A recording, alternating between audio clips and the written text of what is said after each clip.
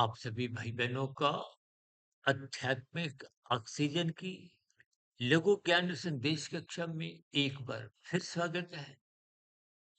आज की चर्चा में कुछ पंक्तियां जो आरती की ही एक स्थिति से ली गई है, उन पर चर्चा करते हैं।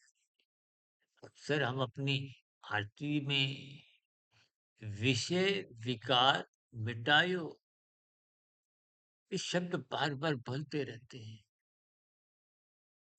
लेकिन शाब्दिक स्तर पर कुछ स्थितियां केवल मात्र आप और हम बोल देते हैं, उनके अर्थ भी उतने समझते नहीं हैं। तो फिर ये इंद्रियों के स्तर पर मात्र शाब्दिक स्थितियां होती हैं, यानी कि स्थूल शरीर। देखिए, जिभ्या द्वारा आप और हम बोलते हैं, यदि मन बुद्धि के स्तर पर मानते नहीं, तो स्थितियों की गंभीरता आपके हमारे जीवन में व्यवहारिक स्थितियां बन नहीं पाती। देखिए, विषय का अभिप्राय 5 भोग्य विषयों से है। गंध, रस, रूप, स्पर्श, शब्द। इन भोग विषयों का ही परिणाम रूप में आपका हमारा शरीर है, जो पृथ्वी, जल, अग्नि, वायु, आकाश स्थूल भूतों का बना है। 5 भोग विषय सूक्ष्म तत्व है। इस प्रक्रिया से शास्त्र भी कोई इनकार नहीं करते, लेकिन इन सभी स्थितियों के पीछे एक सात्विक संस्कारों की एक प्रतिक्रिया है। आज यही स्थितियाँ जब राजसी स्थितियों का रूप धारण कर लेती हैं, तामसी स्थितियों का रूप धारण कर लेती है, और तामसी, राजसी दोनों स्थितियाँ तो बंधनदायक है।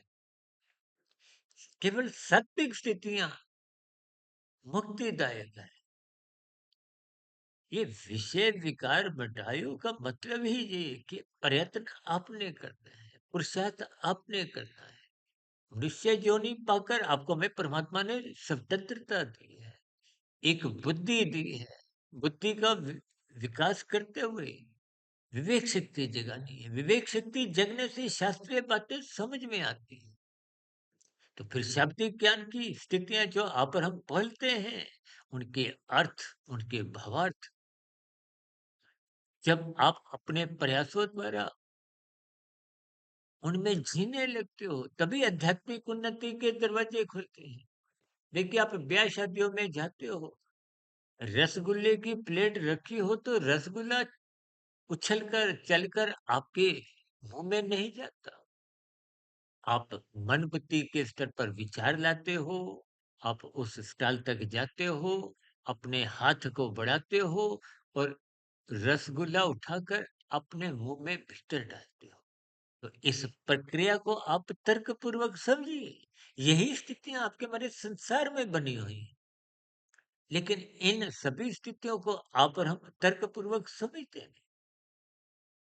इसलिए देखिए, जब जब विषय बिगड़ते हैं, तो विकार, काम, क्रोध, लोभ, मोह, अहंकार ये अमर्यादित हो जाते हैं। देखिए, जब तक आप और हम मायाबद्ध हैं, विकार कहीं न कहीं रहते हैं, विषयों की स्थितियाँ रहती हैं, लेकिन मर्यादित स्तर पर। स्वयं भगवान श्री कृष्ण जी ने धर्म का उपदेश दिया। यही मर्यादा उपदेश प्रभु राम जी ने त्रेता युग में दिया। इसलिए शास्त्र बार-बार कहते हैं, सत्संग करो। हम बार-बार क्या कहते हैं? ब्रह्म मुहूर्त में उठो। सतोगुण का संग होना सत्संग की स्थिति है, और सतोगुण की एक सर्वोत्तम शुद्धतम स्थिति ब्रह्म मुहूर्त की है, जब रजोगुण अभी जगा नहीं है और तमोगुण सो चुका है। ये दार्शनिक स्थितियां हैं। अक्सर हम अपनी चर्चाओं में इन सब स्थितियों पे प्रकाश डालते हैं। इसलिए जीवन में रहते हुए अपने जीवन का सदुपयोग करें, मिली हुई स्वतंत्रता की एक सदुपयोग करते हुए साधना आरंभ करें, पुरुषार्थ करें, लेकिन उस पुरुषार्थ को परमार्थ में बदलिए, परमात्मा के मार्ग पे चलिए, ताकि विषयों की जो स्थितियां हैं वो आज जो 24/7 आवारागर्दी की स्थितियां हैं, उनसे आप और हम बचे। जब विषयों से बचेंगे तो विकार, देखिए, आज लाभ के लिए काम नहीं हम करते। लोभ, लोभ क्या है? अधिक से अधिक सुख मिले, और यही लोभ संग्रह व्यक्ति में कब बदल जाता है? नीतिगत कार्य होते हैं।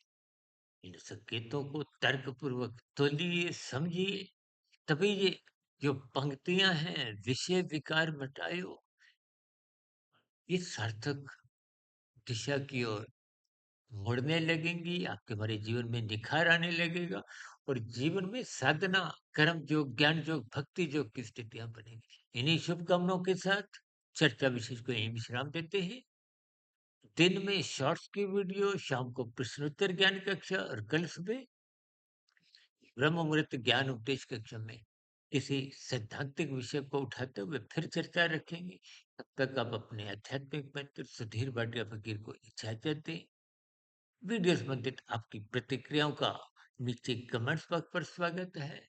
चर्चा विशेष को सुनने के लिए बहुत बहुत धन्यवाद। नमस्कार।